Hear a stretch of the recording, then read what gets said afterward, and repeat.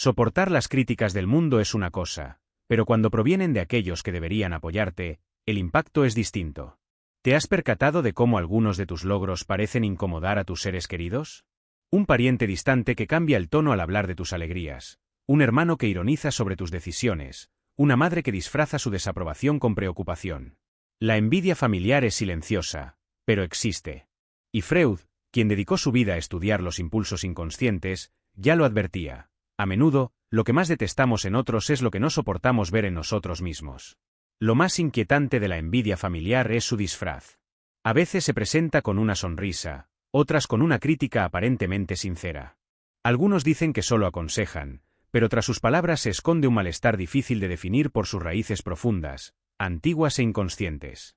Para Freud, los lazos familiares son el primer escenario donde se manifiestan los conflictos del alma. El niño que anhelaba ser el centro de atención y tuvo que compartir el cariño con sus hermanos. El adolescente que buscaba autonomía pero era reprimido por padres controladores. Estos afectos iniciales no resueltos crean grietas que en la adultez se expresan como envidia, competencia y rencor. La envidia no se limita a desear lo ajeno, sino a sentirse inferior porque el otro ha logrado algo que inconscientemente creemos que se nos ha negado. Y en la familia, este sentimiento se intensifica porque ataca la base de nuestra identidad. ¿Por qué él y no yo? ¿Por qué él pudo independizarse y yo no? ¿Por qué a él lo admiran y a mí me ignoran? Estas preguntas, aunque no se verbalicen, se sienten, alimentando las críticas, el distanciamiento, las bromas hirientes y los silencios incómodos. Y quien está del otro lado, quizás tú, percibe algo extraño en el ambiente, aunque nadie lo exprese directamente. Freud nos enseñó que el inconsciente se manifiesta a través de los actos, no de las palabras. La envidia familiar se oculta en los gestos más simples, en tu ausencia en un evento importante, en el intento de minimizar tus victorias, en la constante necesidad de corregirte, incluso cuando solo querías compartir una buena noticia. Muchos llegan a la vejez cargando heridas causadas no por enemigos, sino por familiares, porque esperaban comprensión y recibieron juicios, esperaban apoyo y encontraron competencia. Pero es posible protegerse sin romper lazos importantes, sin renegar del pasado y sin volverse amargado. El camino es la consciencia, el autoconocimiento, la capacidad de nombrar lo que sucede, salir del círculo de la culpa y la repetición, y sobre todo, establecer límites internos. En este análisis, comprenderemos el origen de la envidia familiar, sus manifestaciones, y especialmente, cómo protegerse de ella sin volverse frío, solitario o resentido. Profundizaremos en conceptos freudianos fundamentales: proyección, transferencia, narcisismo, superyo, repetición compulsiva. Los abordaremos no como teoría, sino como herramientas para revelar lo oculto, los conflictos heredados, los roles que repetimos y las decisiones que podemos tomar para liberarnos. Freud reveló que lo que sentimos no siempre se relaciona con quien tenemos enfrente, sino con algo no resuelto en nuestro interior. A esto lo llamó transferencia, transferir viejos sentimientos originados en relaciones pasadas, pero aún activos en nuestro inconsciente, a otra persona. Sucede, por ejemplo, cuando un hermano mayor trata con desdén al menor, no por una falta de éste, sino porque en la infancia aprendieron a competir por atención, afecto o reconocimiento. Lo que se sentía hacia los padres, pero nunca se procesó, se transfiere a otro miembro de la familia. La transferencia suele ir acompañada de la proyección. Según Freud, cuando sentimientos como la envidia, la ira, la inseguridad o el fracaso se vuelven insoportables, la mente los proyecta, atribuyéndolos a otro. Así, el individuo se libera de la carga emocional, colocándola fuera de sí mismo. Es como si inconscientemente dijera: no soy yo quien se siente inferior, es él quien se cree superior. No soy yo quien está enfadado, es ella quien me trata mal. En la dinámica familiar, esto se manifiesta de formas sutiles pero dolorosas. Compartes un logro y, en lugar de celebración, recibes silencio, desaprobación o una crítica disfrazada de consejo. A veces, basta con estar en equilibrio para despertar el malestar de quien no lo ha encontrado. Si alcanzaste la paz tras una vida turbulenta, algunos lo verán como una afrenta. Si encontraste autonomía, la interpretarán como frialdad. Si superaste dificultades, pensarán que las restriegas en la cara de los demás, incluso sin decir palabra. Estas reacciones no tienen que ver contigo, sino con lo que representas para ellos. Te conviertes en un espejo, y los espejos pueden ser insoportables para quienes evitan mirarse. Freud decía que el síntoma es una verdad disfrazada. La hostilidad injustificada, el retraimiento repentino, la queja constante son síntomas. signos de un contenido emocional no procesado proyectado en ti. Aquí radica la importancia de la consciencia. No puedes evitar que alguien transfiera sus conflictos a ti, ni controlar las proyecciones, pero puedes negarte a absorber como verdad lo que no te pertenece. Muchos adultos pasan décadas preguntándose por qué son tratados con desprecio o indiferencia por familiares que nunca reconocieron sus virtudes. La respuesta suele estar en estos mecanismos inconscientes. No eres tú quien está equivocado, es el otro quien no soporta ver en ti lo que le falta. Y cuanto más intentas explicar, justificar o suavizarte, más te alejas de ti mismo. La verdadera protección no es la confrontación, sino una claridad interior que te permita observar sin contaminarte. Ser consciente de la transferencia y la proyección es como encender la luz en una habitación oscura. No tienes que gritar para disipar la sombra, basta con verla. El primer paso es dejar de culparte por las emociones que otros depositan en ti. El segundo es no dejarte moldear por ellas. Tú no eres lo que proyectan en ti. Eres quien tiene el valor de permanecer íntegro, incluso frente a la fragmentación ajena. Freud demostró que el narcisismo es parte del desarrollo humano. Surge en la infancia como autoafirmación y permanece, más o menos equilibrado, durante la vida.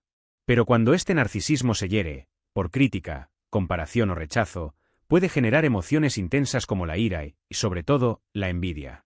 El narcisismo herido no grita directamente, se enmascara, y en la familia, a menudo se disfraza de cariño. La envidia, socialmente condenada, necesita una forma aceptable de expresarse, y ahí entra la preocupación. Una falsa preocupación cargada de juicios que no acoge ni protege, solo daña de forma disfrazada. Quizás hayas escuchado frases como, ¿estás seguro de que eres feliz? Tus decisiones me preocupan. Hablo porque me importas. Pero el tono, el momento y la insistencia revelan algo más.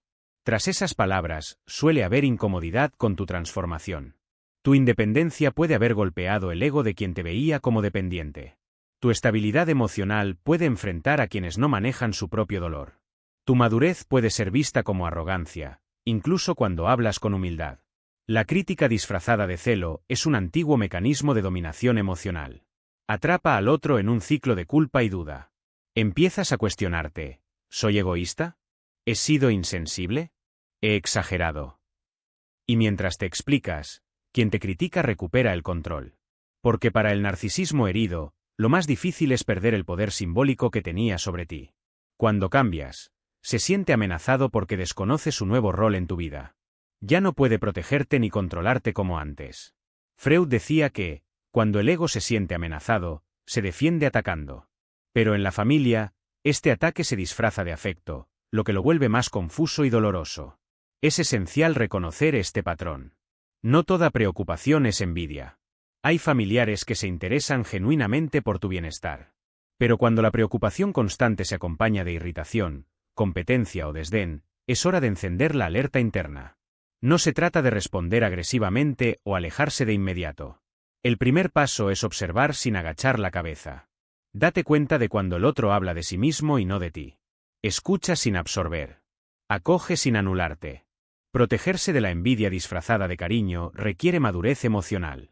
Significa no buscar la aprobación de quien no puede ofrecerla, no encogerse para adaptarse a las expectativas ajenas, y sobre todo, permanecer íntegro incluso cuando intentan fragmentar tu confianza con palabras dulces pero venenosas. Quienes no se sienten realizados a menudo intentan socavar el brillo ajeno. Pero esa no es tu responsabilidad.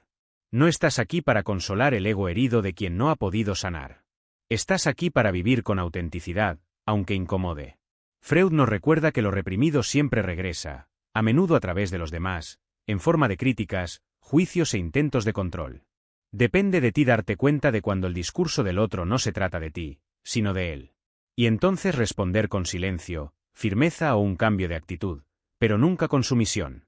No toda la envidia grita, a veces susurra, y ese susurro, por suave que parezca, es lo que más duele.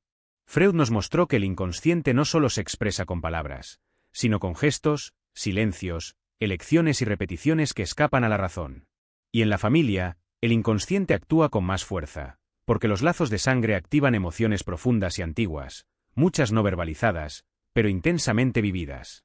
En la superficie todo puede parecer normal: comidas familiares, sonrisas en fotos, llamadas de cumpleaños.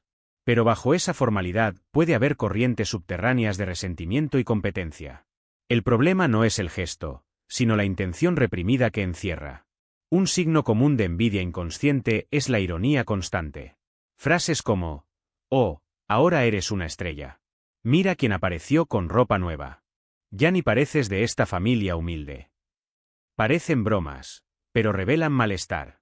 Es un ataque encubierto que quiere parecer inofensivo, pero no lo es. Otra señal recurrente es la ausencia en momentos importantes. Esa persona que nunca aparece cuando te sucede algo importante, o llega tarde a propósito, o se olvida. Estas ausencias son estratégicas. Revelan la dificultad de estar presente cuando el otro es el centro de atención. El éxito ajeno se convierte en un recordatorio del propio fracaso. Y huir es la única forma de proteger el ego. También existen los boicots camuflados de ayuda. Un familiar ofrece ayuda, pero con exigencias, críticas o acusaciones. En lugar de apoyo auténtico, se entrega una ayuda que desorganiza, debilita y genera dudas. Tras este gesto generoso a menudo se oculta el deseo inconsciente de mantenerte dependiente.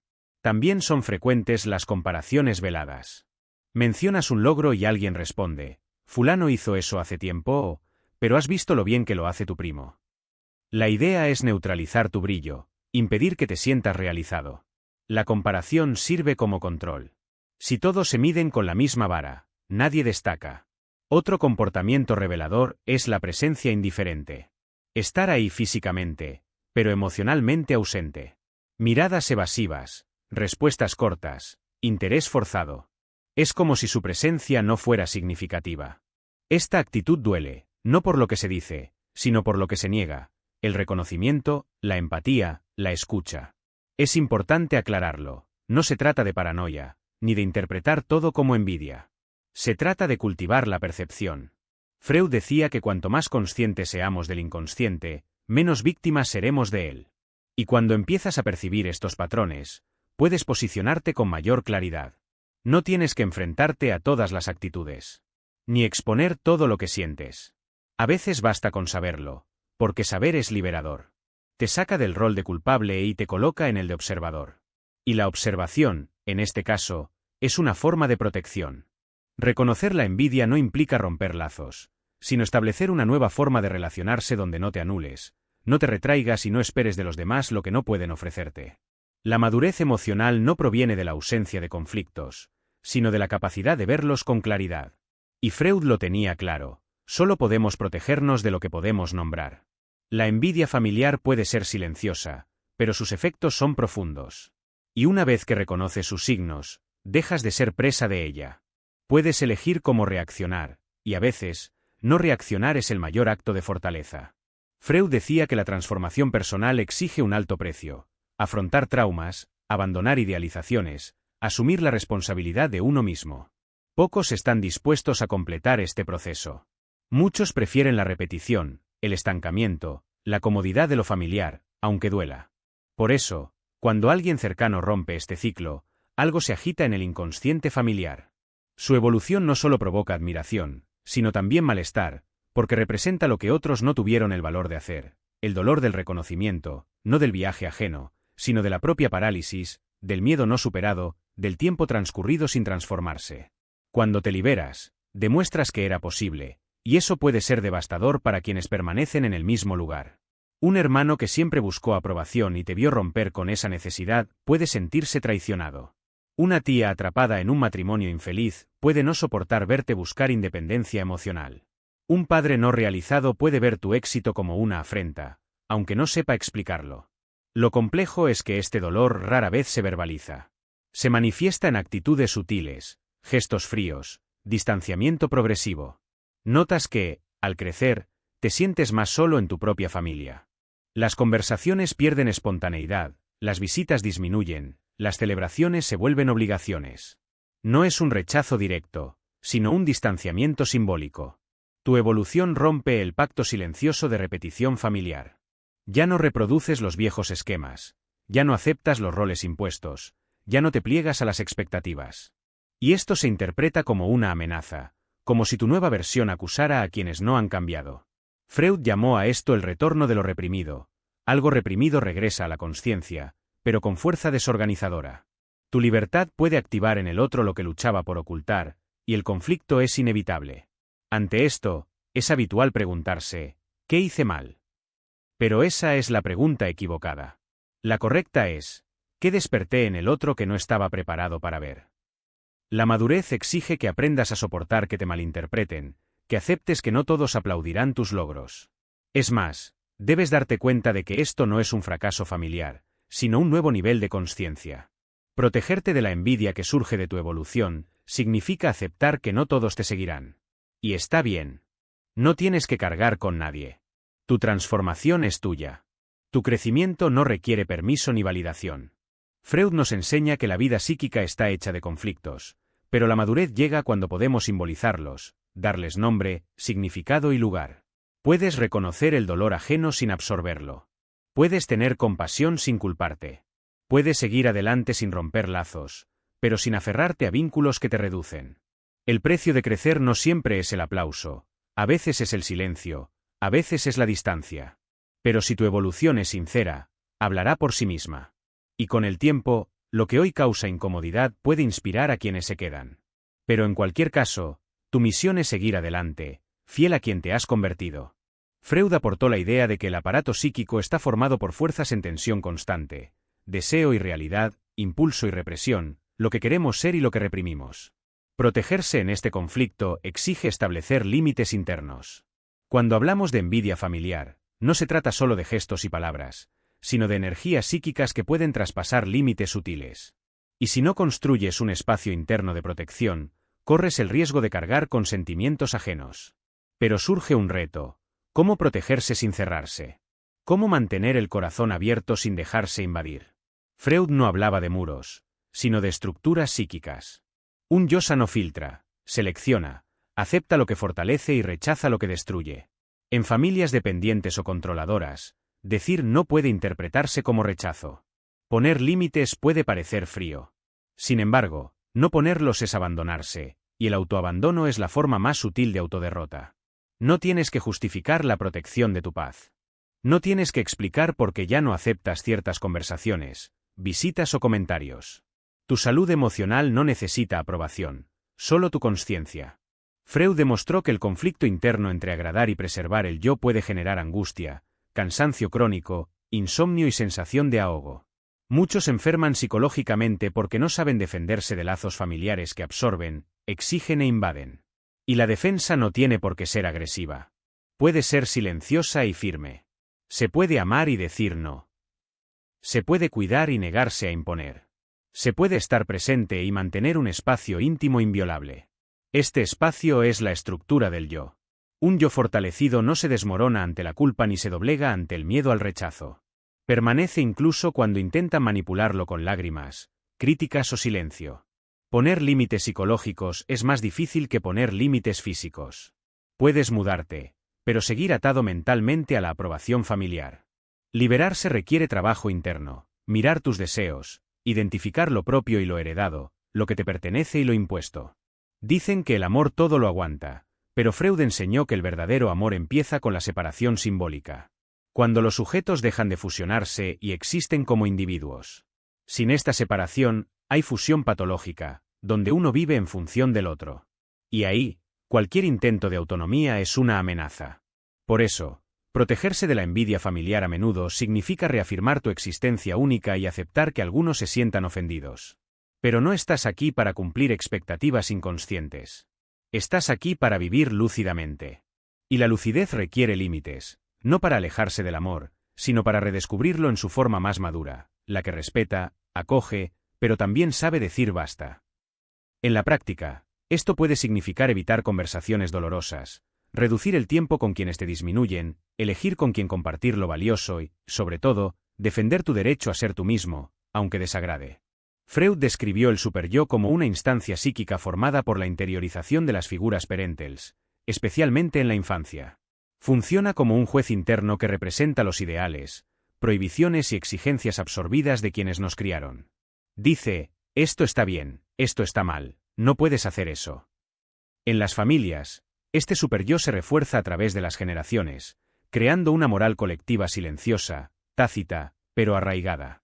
Y quien intenta romper este esquema encuentra reacciones intensas, sobre todo cuando su libertad amenaza el equilibrio familiar. Decides vivir de otra manera, eliges un nuevo camino, tomas decisiones inesperadas y oyes frases como, nadie en nuestra familia hace eso. Estás olvidando de dónde vienes. Estás cambiando demasiado. No son solo opiniones, son manifestaciones del superyo familiar, una voz invisible y heredada que intenta mantener a todos en un molde que a menudo ya no encaja, un molde que asfixia. El problema es que, al introyectarse en la infancia, este superyo se funde con nuestra identidad. Al intentar romperlo, nos sentimos culpables, no porque estemos equivocados, sino porque nos enseñaron que ser nosotros mismos es una traición. Freud explicaba que la culpa es un signo del conflicto entre el yo y el superyo. Cuando el deseo de vivir libremente choca con la moral interiorizada, la mente sufre. Y para aliviar la tensión, muchos se rinden, abandonan sus sueños, se callan, se adaptan. Todo para mantener el afecto y la pertenencia. Pero el precio es alto, porque la abnegación continua enferma. La persona se vuelve resentida, frustrada y vacía. Vive para agradar, pero nunca es suficiente. Cuanto más intenta encajar, más se aleja de sí mismo. Hay que entender que el verdadero afecto no exige obediencia ciega. Cuando una familia impone un amor condicional, te aceptaré si eres como yo quiero, no hay libertad. Y sin libertad, el vínculo es una prisión. Romper con el superyo familiar no significa rechazar a padres, hermanos o abuelos. Significa reconocer que hay valores que fueron útiles, pero ya no lo son. Significa elegir qué conservar y qué dejar atrás respetuosamente. Este proceso es doloroso, sobre todo para quienes fueron educados en la culpa y la obediencia como formas de amor. Pero también es liberador, porque solo al separarte simbólicamente de la moral heredada puedes construir una vida con sentido, con opciones reales, no solo reacciones automáticas al miedo a la decepción. Freud creía que la libertad psíquica llega cuando elaboramos el conflicto entre deseo y prohibición. Y esta elaboración comienza al dejar de repetir sin pensar y empezar a cuestionar con madurez. No le debes nada a la rigidez de un modelo que te reprime. El respeto no exige sacrificar tu identidad, y el amor verdadero sobrevive al cambio. Si no lo hace, quizás no sea amor, sino control disfrazado. Protegerse de la envidia y la represión familiar implica recuperar el derecho a existir fuera de las reglas impuestas y descubrir que, al hacerlo, no rompes los lazos, sino que los transformas en algo más sincero, ligero y verdadero. Freud identificó la repetición compulsiva, la tendencia inconsciente a revivir situaciones dolorosas del pasado. Aunque incómodas, estas repeticiones ofrecen una extraña familiaridad psíquica. Quizás te hayas preguntado por qué, aunque cambies de entorno, sigues encontrando familiares que te tratan con desprecio, frialdad o envidia. Incluso puedes haber pensado, ¿será que atraigo esto? Según Freud, la respuesta puede estar en un patrón inconsciente que se repite para intentar elaborar o resolver algo mal sanado. En la infancia, muchos aprenden a buscar amor a través de la aceptación incondicional, la obediencia o la anulación del propio deseo. Quienes crecieron necesitando merecer atención o permanecer invisibles para evitar conflictos pueden creer que no deben brillar, que ser visto es peligroso, que llamar la atención atrae represalias. E incluso de adultos, al lograr autonomía, reconocimiento o paz, esta creencia sigue activa invisiblemente. La persona, sin darse cuenta, se acerca a situaciones y vínculos que reactivan el mismo guión. Crecen y son castigados, destacan y son atacados, se expresan y son silenciados. Es como un intento inconsciente de resolver el pasado con las mismas herramientas. Esto genera repetición, no evolución. Freud observó este patrón en pacientes que volvían a relaciones abusivas, a figuras opresoras, como buscando corregir el resultado. Pero al repetir el escenario, solo reabrían la herida. Con los lazos familiares, esto es más complejo, porque hay un vínculo profundo, un deseo de pertenencia, una dificultad para aceptar que a veces la propia sangre no ofrece la acogida necesaria. Entonces, para mantener el vínculo, la persona se adapta, tolera, calla y se somete a un ciclo que la empequeñece. Pero hay una salida. La repetición solo continúa en la oscuridad.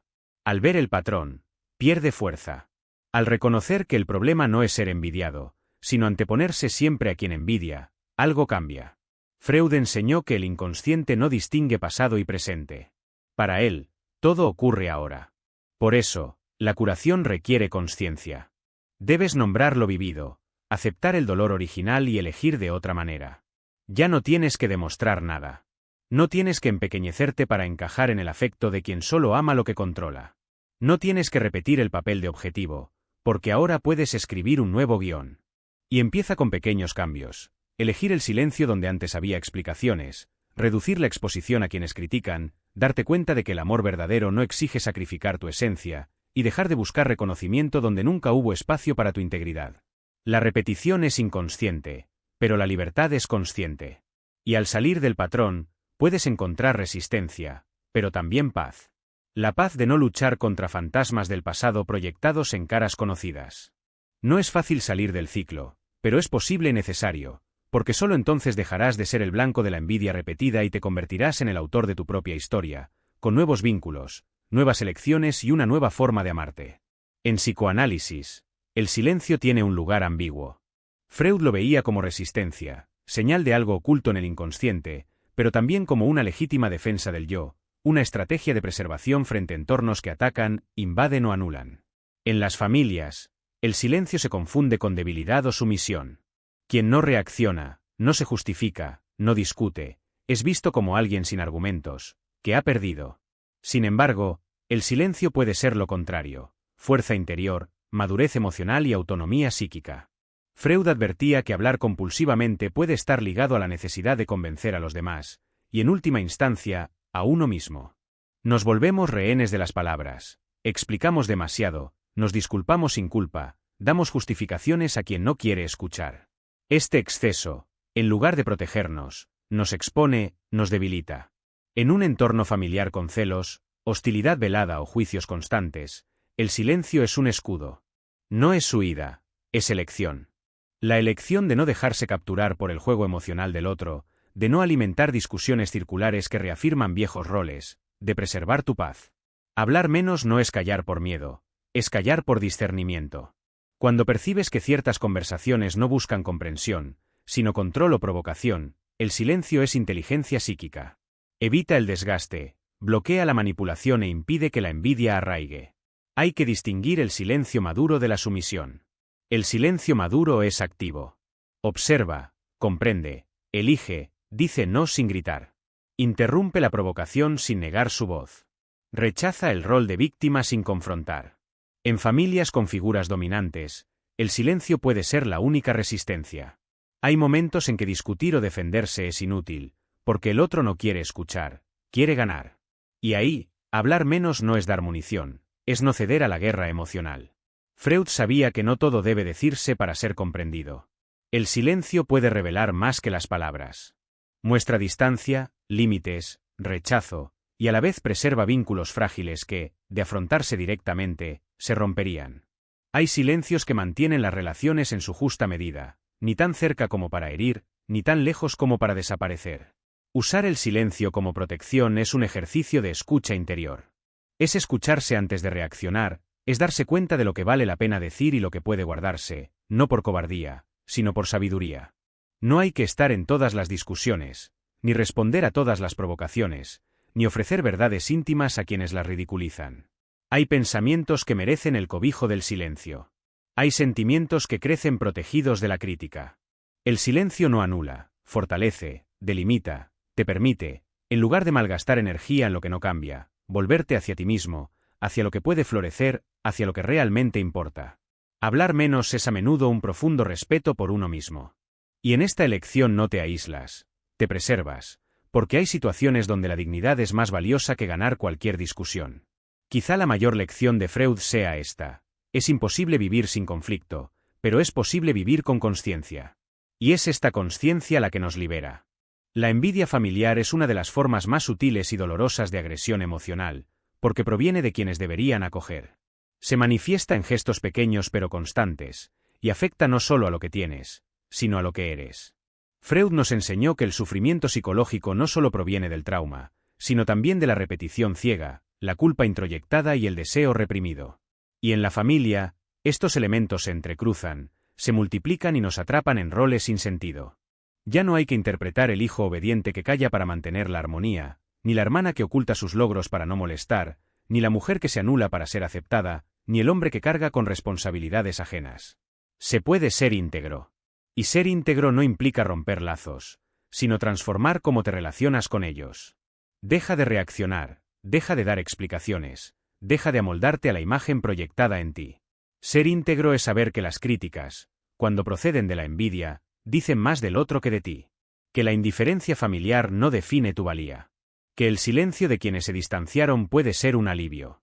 Ser íntegro es construir un espacio interior donde te reconoces, te acoges y te respetas, donde escuchas tu voz sin ruido, donde tus decisiones no necesitan aplausos, donde te autorizas a hacer, aunque cueste la incomprensión.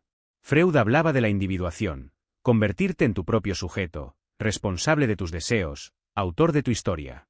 Y para eso hace falta valor. Valor para decir no a lo que reprime. Valor para decir sí a lo que libera. Valor para vivir al margen de las expectativas, aunque implique caminar solo un tiempo. No eres egoísta por protegerte. No eres desagradecido por decir basta. No eres frío por poner límites. Por fin te estás eligiendo. Y esa elección lo cambia todo.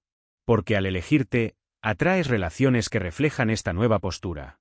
Relaciones donde el afecto no se mendiga, donde el respeto no está condicionado, donde el amor no es moneda de cambio, sino presencia real. La envidia ajena puede persistir, pero ya no encuentra espacio en ti, porque ahora sabes quién eres y nadie te lo puede quitar.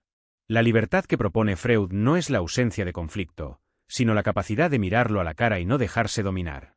Es la capacidad de vivir de verdad, aunque incomode, y encontrar en el caos un equilibrio inviolable. No puedes controlar lo que otros sienten por ti, pero puedes controlar lo que aceptas cargar. Y esa elección marca la diferencia. Cuando te mantienes íntegro, incluso frente a la envidia, la crítica o la exclusión, te haces más fuerte que cualquier juicio. Porque permanecer fiel a uno mismo tiene algo de sagrado, incluso cuando el mundo intenta convencerte de lo contrario. Y si hoy te has dado cuenta de eso, entonces el proceso ya ha comenzado, y nunca volverás a ser el mismo.